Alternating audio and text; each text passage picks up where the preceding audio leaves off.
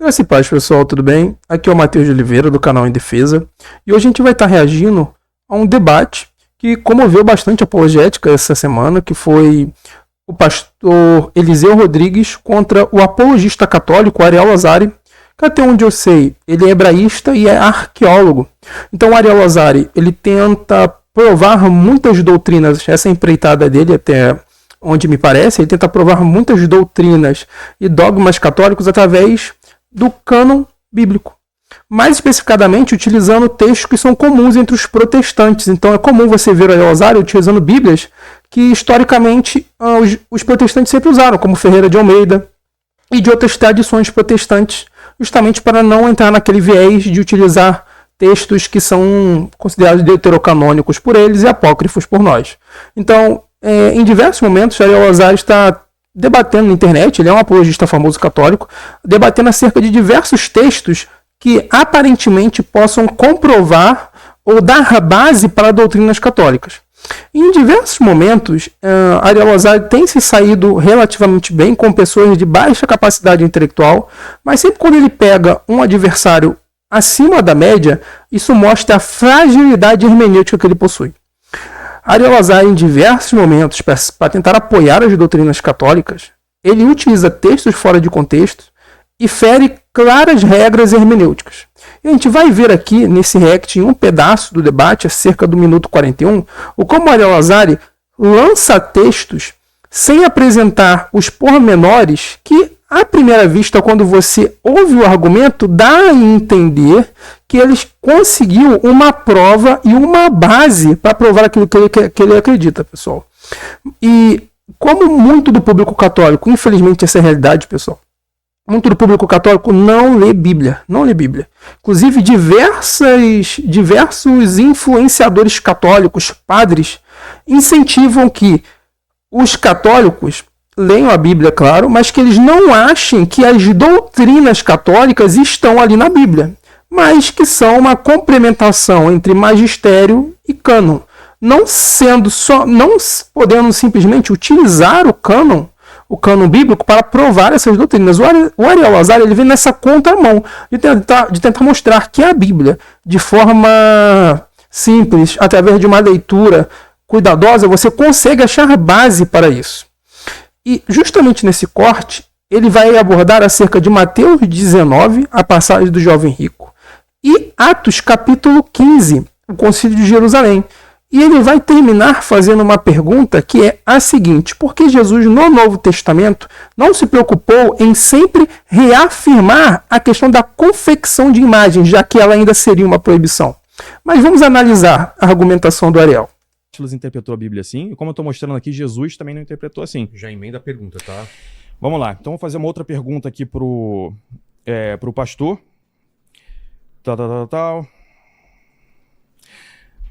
Deixa eu ver aqui.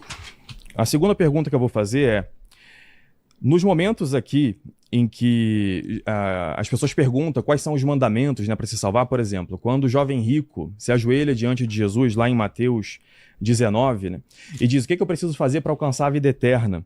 Jesus cita os mandamentos. E ele diz: cumpra os mandamentos. E o jovem pergunta: quais mandamentos?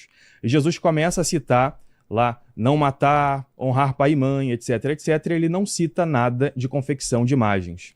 Em Atos 15, quando eles estão... Vou dar uma pausa aqui, pessoal. Olha o Lazari, que ele ele tenta criar um argumento que, para quem não conhece o texto, parece muito forte.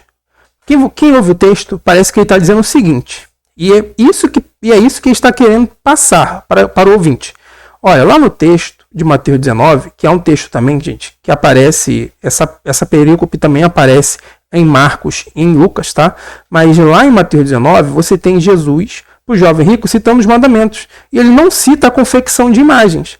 Aí o Ariel, pela lógica que ele quer demonstrar, é o seguinte: já que ele não menciona a questão da confecção de imagens, se ela é tão importante assim, se ela ainda é uma proibição, então por que Jesus não menciona nesse texto? Se ela ainda é proibida, porque ela não é explícita ali. Jesus cita os mandamentos. Logo, se ele não citou a confecção de imagens, então é porque ela não está mais em vigência. Parece que o Ariel está dizendo o seguinte: olha, Jesus citou quase todos os mandamentos, só faltou um, que é a confecção de imagens. Mas se nós formos para Mateus 19, capítulo 16, que é a perícope que fala acerca do jovem rico, nós vamos ver que Jesus não cita simplesmente a confecção de imagens. Jesus deixa de citar diversos outros mandamentos. Na verdade, Jesus cita uma tábua da lei. Como assim uma tábua da lei? Diversos textos, pessoal, como por exemplo Êxodo capítulo 20, vão dar a entender de que nós temos uma divisão dos mandamentos. Nós temos uma divisão dos mandamentos que falam acerca do relacionamento do homem para com Deus, que são os primeiros mandamentos mencionados, os 4 primeiros mandamentos mencionados lá em Êxodo capítulo 20, e parece que nós temos 6 mandamentos que são relacionados entre o homem para com seu próximo. Quando o Jesus está no diálogo com o jovem rico, ele cita justamente os mandamentos que têm a ver com o relacionamento do homem para com seu próximo. Jesus deixa de mencionar diversos outros mandamentos. Jesus não menciona não terá outros deuses diante de mim. Jesus não menciona a questão de não guardar o sábado. Jesus não menciona não farás para ti imagem de escultura, que é do grande debate. Mas ele também não diz não tomarás o nome do Senhor teu Deus em vão. Ele cita só os mandamentos que envolvem o relacionamento com o próximo. Então, o Ariel Lazari, ele de uma maneira muito esperta, para não dizer desonesta, cita de tal forma que à primeira vista parece que Jesus citou 9 e deixou de citar 1, que é justamente a questão da confecção de imagens, quando na verdade Jesus deixou de citar diversos outros mandamentos.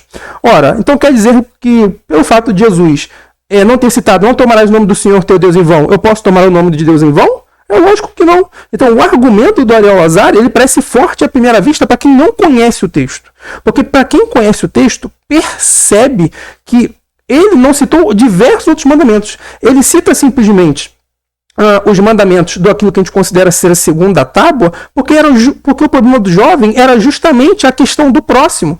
E Jesus ele omite um desses mandamentos que envolve o relacionamento com o próximo, que é o de não cobiçar, que é justamente o pecado que o jovem possuía o maior problema. Então perceba, Jesus está tratando o problema de acordo com o problema. Por que ele não cita a confecção de imagens? Porque Jesus está citando simplesmente os mandamentos que têm a ver com o problema que o jovem está passando. Okay? Então perceba como o Ariel ele aborda o texto sem entrar nos seus pormenores. E como o pastor Eliseu ele não percebeu essa nuance, ele não conseguiu dar uma resposta para essa parte do argumento, tá bom?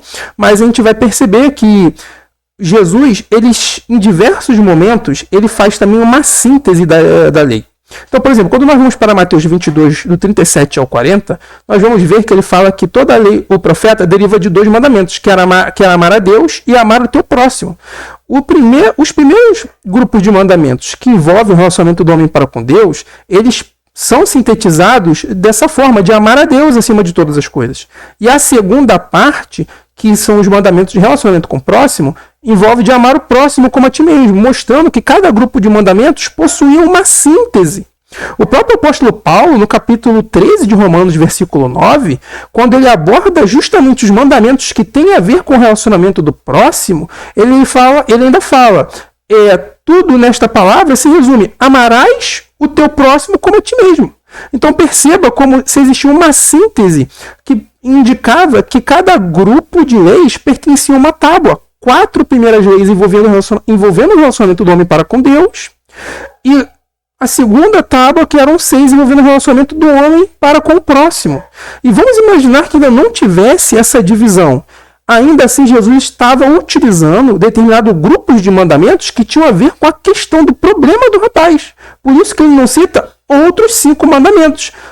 Porque ele oculta os 4 que envolvem o relacionamento do homem para com Deus e justamente o não cobiçarás, que é justamente o problema que o jovem acaba caindo por não querer largar tudo e seguir a Cristo. Então vamos continuar ouvindo o Ariel.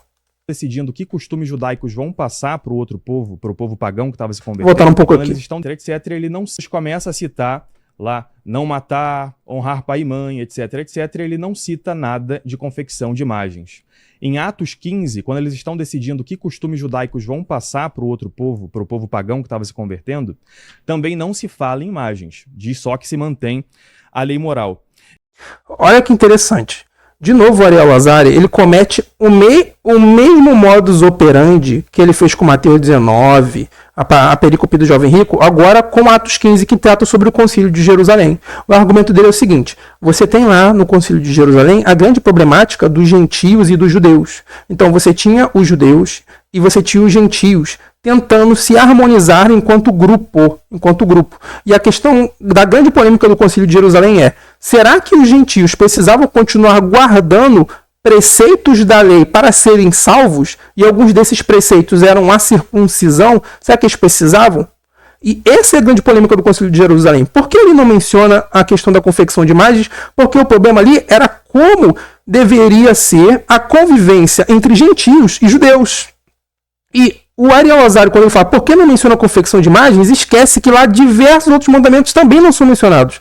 Pessoal, leiam esses textos. Do jeito que ele está falando, é como se ambas as passagens estivessem mencionando todos os mandamentos e só faltasse um, que é a questão da confecção de imagens. Quando, na realidade, em cada um desses textos, você tem problemas específicos e menção de determinados mandamentos que envolvem aqueles problemas específicos. A questão da confecção de imagens não foi tratada nesses textos porque não era o problema que precisava ser tratado ali. Querer que Jesus colocasse, por exemplo, o mandamento da confecção de imagens com o jovem rico é ele introduzir uma questão que não era o problema daquele jovem. Vamos continuar ouvindo aqui agora o Ariel. Eu queria saber, então, se fazer imagens é algo tão central no Novo Testamento, a proibição de imagens, como o Senhor diz, por que Jesus nunca fala disso nos evangelhos? Então, aqui tem a pergunta do Ariel, a pergunta de $1 milhão.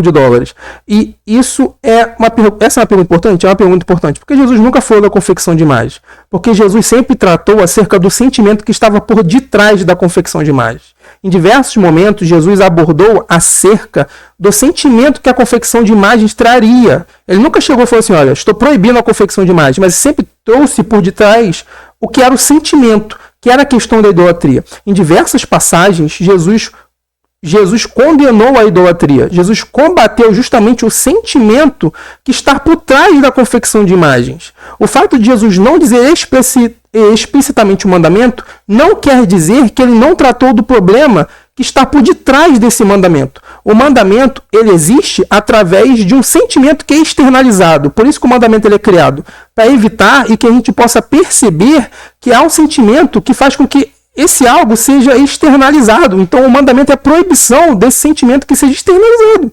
Então em diversos momentos a gente tem no Novo Testamento ali passagens da mesma fonte. Não pode sair 2 tipos de água, você não pode servir a Deus e a Mamon. Então perceba que Jesus tratou sobre a idolatria de maneira ferrenha em diversos momentos.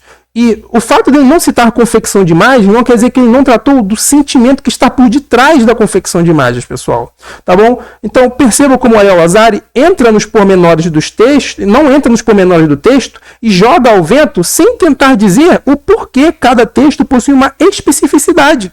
Então, no Concílio de Jerusalém, você não tem a confecção de imagens, como você também tem a menção de diversos outros mandamentos. Quer dizer que eu posso fazer o contrário dos outros mandamentos? Porque pela lógica dele, se não está explícito o mandamento, eu posso fazer. Então, já que lá no Concílio de Jerusalém você não tem outros mandamentos, como por exemplo, não roubar, eu posso roubar? Será que é isso? Então, como lá na passagem do jovem rico, você não tomar o nome do Senhor teu Deus em vão, quer dizer que eu posso tomar o nome do Senhor teu Deus em vão? Então perceba que por essa lógica hermenêutica, todo o argumento dele cai. E pessoal, eu vou fazer diversos reacts acerca de diversos textos desse debate. Inclusive, eu vou soltar um react a um canal de um tomista que é um grande propagador do tomismo aqui no Brasil, ao qual eu respeito bastante, que é o Luca Almeida, que ele faz diversos comentários, diversos vídeos acerca da doutrina de Tomás de Aquino, mas que ao reagir ao terceiro bloco desse debate, ele comete erros crassos sobre a doutrina do anjo do Senhor, que é uma das nossas especialidades no canal, pessoal, que é tratar sobre a doutrina da Trindade. Então, curta, se inscreva, para que você possa continuar recebendo meus vídeos, para que você possa continuar apoiando o nosso trabalho, e ver o meu apontamento acerca sobre esses diversos erros que, infelizmente, no debate você não tem tempo de perceber. A gente que está por fora é fácil, a gente analisa, a gente ouve, mas a pessoa que está no debate às vezes não percebe. Então, pessoal, curta, se inscreva e compartilhe, e graça e paz a todos.